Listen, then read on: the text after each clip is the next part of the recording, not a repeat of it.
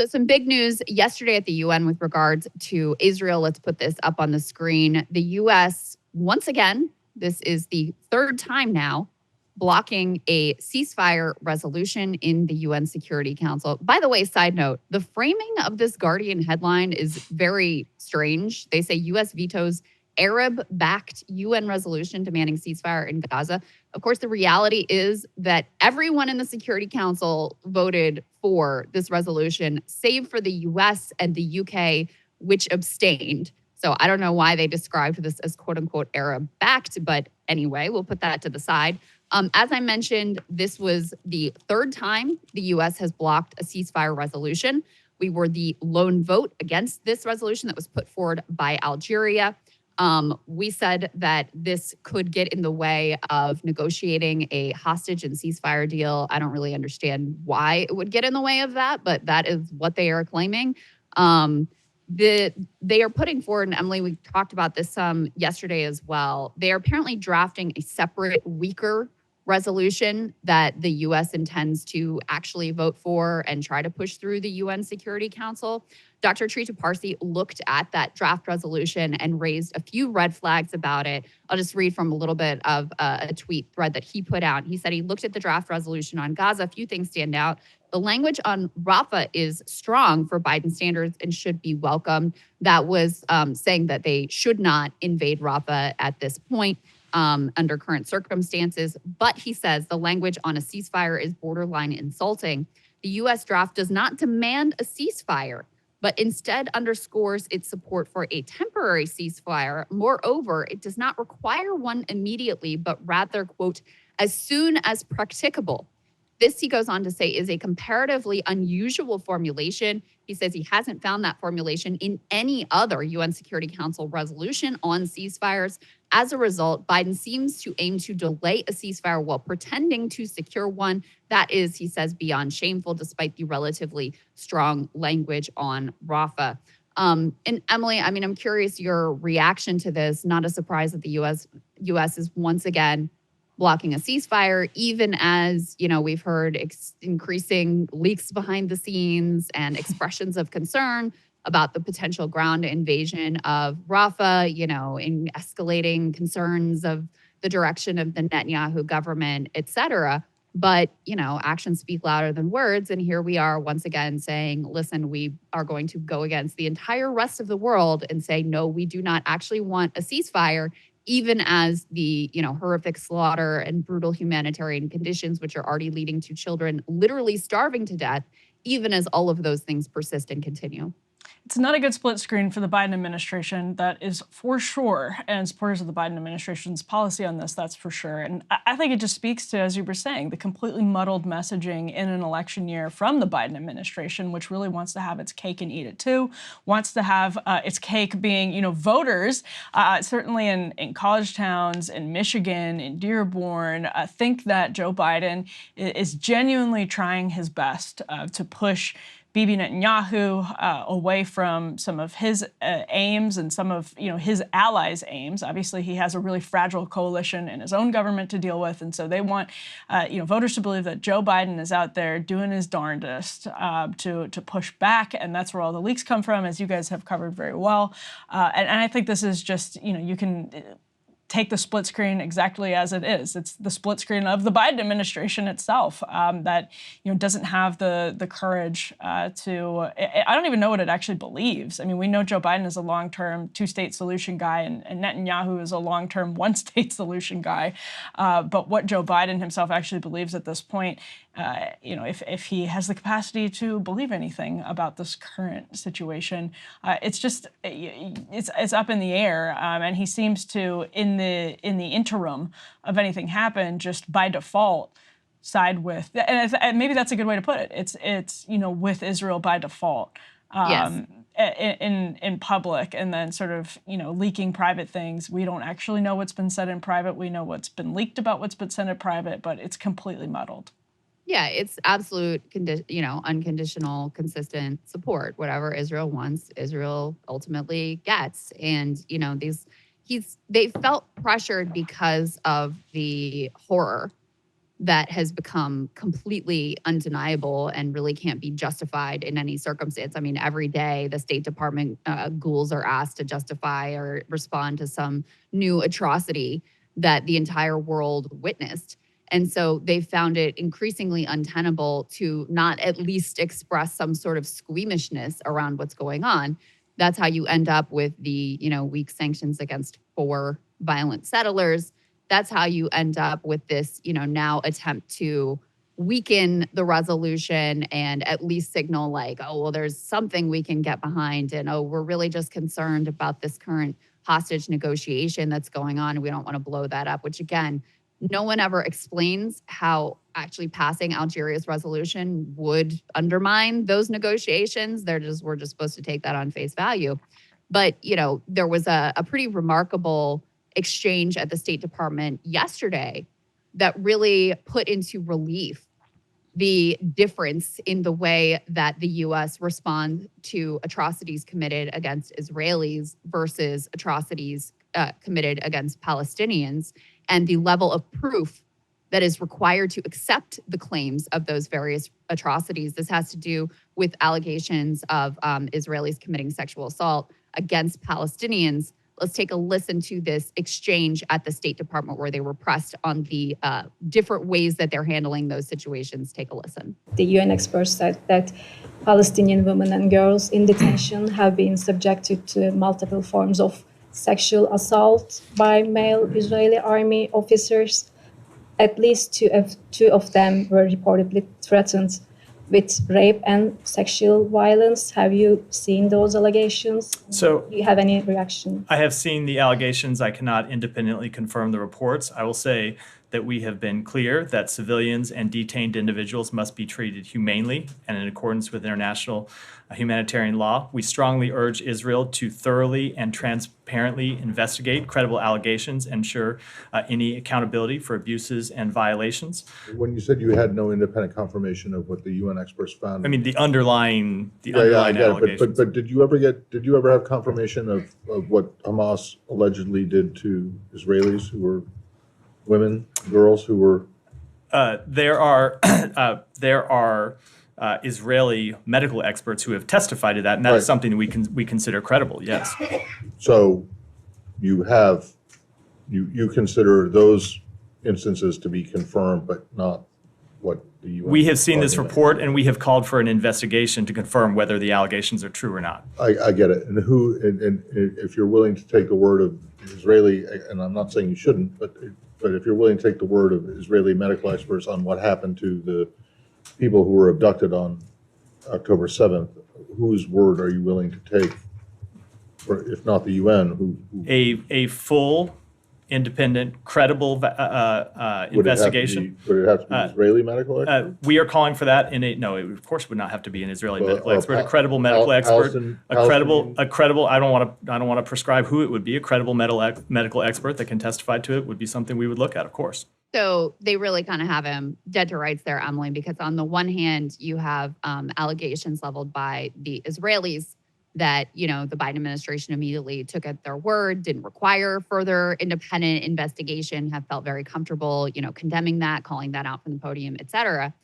On the other hand, when you have the UN, which is, I think, kind of the definition of an independent body, saying, putting forward claims of sexual assault against Palestinians, then they're calling on the Israelis to do an investigation, and they can't say whether this really happened, and they need further proof in order to, really condemn it or say anything about it. I mean, if you're going to judge between the UN and Israel, which is a less directly interested and more independent body, there's no doubt you would take the word of the UN and the investigation that, they have, the proof that they have already seen over the word of the Israelis in this matter. So he has really no way to wiggle out of this. It ends up being incredibly awkward and just once again puts their extraordinary hypocrisy on display, which is something that's been a consistent theme since the beginning of this conflict. Even previously we've talked a lot about how when it was Russia doing war crimes, everyone knew what the definition of a war crime was. Everyone knew what the definition of genocide was. They had no problem saying, hey, this is a war crime. This is an atrocity. This is outrageous.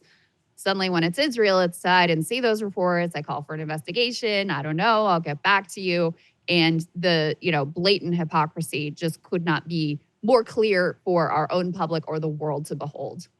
So, yeah, and that was obviously Matt Lee from the Associated Press, who I think myself and many others enjoy when he presses people to push their logic to its ultimate conclusion. And he absolutely had there was no wiggle room there. And he didn't give any wiggle room whatsoever for the administration to come out of that one. And I think it's another sort of 30,000-foot view. And obviously, myself and you and Ryan and Sagar, we all have different perspectives on this particular conflict, but it's a reflection on propaganda too, I think, Krystal, that it can sometimes be so powerful. And that long New York Times story on sexual assault on October 7th, which I think has, I don't think that disqualifies, as Ryan has said, the likelihood that there was no sexual assault on October 7th is very minimal. I think that's clear. But when you have people from the family that were interviewed by the New York Times pushing back on what was ultimately reported in the New York Times, I think it does speak to how easily we can all kind of be whipped into a frenzy by wartime propaganda. And great for the Associated Press and other journalists who are pushing the administration to transparently walk through what they're talking about when they push some of these claims and when they push back on some others. Yeah, well, this was a key part of the early days post-October 7th. The allegation, which has not been proven, that Hamas, not only that there was, some instances of sexual assault, which I agree with Ron, I think, I would be very shocked if there weren't, but that it was actively, systematically used as a weapon of war. That was the allegation post-October 7th, and the proof has not emerged, has not been put before the public to justify that sweeping allegation. That, along with other stories that we know for a fact were false, the 40 beheaded babies and, other, a pregnant woman having her fetus cut out of her, things that the Israeli media was able to fully debunk. These were used to try to justify the ferociousness and the brutality of the Israeli response. So that's why it was important to, even though it felt like, obviously October 7th was horrific, there were genuine atrocities, those atrocities were enough for people to understand the horror of that day. But there was a reason why those particular stories, many of which now were proven to be complete fabrications, were pushed to the public, and it was to try to justify what is now clearly a response that is wholly unjustified in terms of the collective punishment of the civilian population. Speaking of that, CNN's Jeremy Diamond, I have to say, has done a number of extraordinary reports at this point. We covered, and I think you guys did as well, some of his reporting on the cemeteries that were desecrated. I think 16 different cemeteries in Gaza that were desecrated by the IDF. He has another report, just to remind you of what we are not only providing diplomatic cover for at the UN, what we are enabling and supporting with our weapons shipments. There was a strike that recently had a tremendous, horrific toll on children, largely. Let's take a look at that report from Jeremy Diamond at CNN. One after another, after another, after another. The victims of the latest Israeli airstrike flood into this hospital in central Gaza. They're mostly children. Some of them still clinging to life, others bloodied and limp. In the ruins of the Al-Baraka family home, the target of Sunday's airstrike, the desperate search for survivors is underway. As one man dives into the rubble, another shouts, "Get out of there, you'll die down there." We could only pull 2 alive from under the rubble, and the rest are all missing. We don't see safety in a mosque or in an UNRWA school or in a hospital. The word safety is not something that exists anymore. They evacuated us from place to place, claiming it's safe. There is nowhere safe.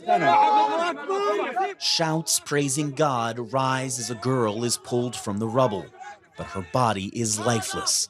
added to the list of more than 12,000 children killed in Gaza.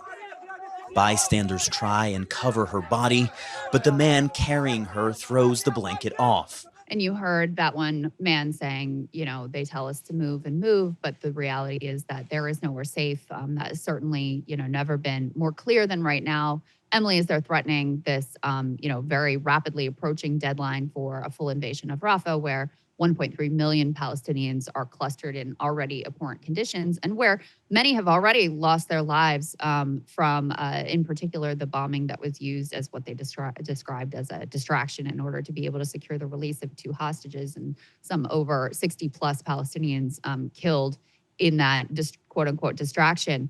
But, you know, this is the reality. If you're blocking a ceasefire resolution at the UN, de facto, this is what you are supporting. And of course, we're going beyond that, not just providing diplomatic cover at the UN, but also shipping the weapons that are being used to kill these defenseless children.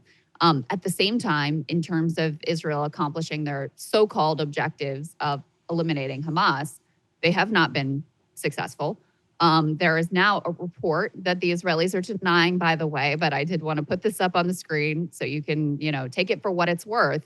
But there was a report that Israel fears that the Hamas chief Sinwar had actually escaped to Egypt. There was an Arabic media report suggesting Sinwar took hostages when fleeing the Gaza Strip for Egypt via a tunnel. No idea whether this is accurate or not. But whether or not it is, Emily, the reality is they've been wildly unsuccessful at securing the safe release of their hostages. In fact, there's a new report that it's been confirmed that at least 10 of the hostages were killed by Israelis directly. And the suspicion is that there were actually many more. The Israelis believe somewhere between 30 and 50 of the hostages have died during this time period. And it would not be surprising if some, if not all of them, were killed in the, in the aggressive Israeli response here. So they haven't been successful at securing release of the hostages outside of a negotiated ceasefire context. They've not been successful at destroying the tunnel network. They have not been successful at destroying Hamas or capturing their primary leaders. And so, in terms of what are the alleged goals of the operation, they have failed. Their economy is in shambles. They're increasingly heading towards absolute pariah status. And, it's become quite clear to the world that the real goal here is ethnic cleansing and complete annihilation of the Palestinian civilian infrastructure of the Gaza Strip. Well, and I think there's a real possibility this also leaves the people of Israel in more danger in the long run, and I think it's very unclear. And it has been. We have Joe Biden again. We just mentioned this. Joe Biden, dedicated two-state solution man, has been committed to that position for decades and is very proud of it. Funding a war and providing equipment for a war that its chief prosecutor, Bibi Netanyahu, is committed to his end being a one-state solution. And when you have a situation like that, I mean, it's just, of course, the outcomes are going to be as muddled as they are, with Hamas moving into northern Gaza because Israel is not providing civilian infrastructure, and the legitimate challenges of what to do with UNRWA and aid. When you're in a situation like this because of a ground invasion and before that, large aerial bombings, and there is no civilian infrastructure left over, and the only place that civilian infrastructure could possibly come from is the terrorist group that attacked you, and there's no sort of will to provide it, there's no ability to provide it. It's entirely possible. Again, Hamas moving back into northern Gaza already, it's entirely possible that this outcome ends up not being in literally anyone's interest, let alone, and I said this a couple of weeks ago, and I think people misinterpreted what I meant by this. I mean, the tragedy of Israel even claiming that they were going to prosecute a war that involved mass civilian casualties and mass destruction that solved the problem. And then clearly that not even solving the problem, that is just incredibly, incredibly sad in and of itself, because even by the sort of if you put stock in the kind of good faith position, if you take that position as a good faith one and you take it seriously, not even that having the outcome that allegedly it was supposed to have, That's incredibly tragic because it means that all of it was, I mean, in vain. There's no increased, enhanced safety. There's nothing, and that's just if you take that position in good faith, which I'm not saying that I do, because obviously that's not true. Obviously, there were aims that were broader than just solving this individual conflict or responding proportionately to what happened on October 7th. Obviously, there were broader aims to that. And if it turns out that it's killed tens of thousands of people and left everybody less safe in the end, and that looks like exactly where it's heading. That's an incredible tragedy, and it's happening not in slow motion, in fast motion every single day.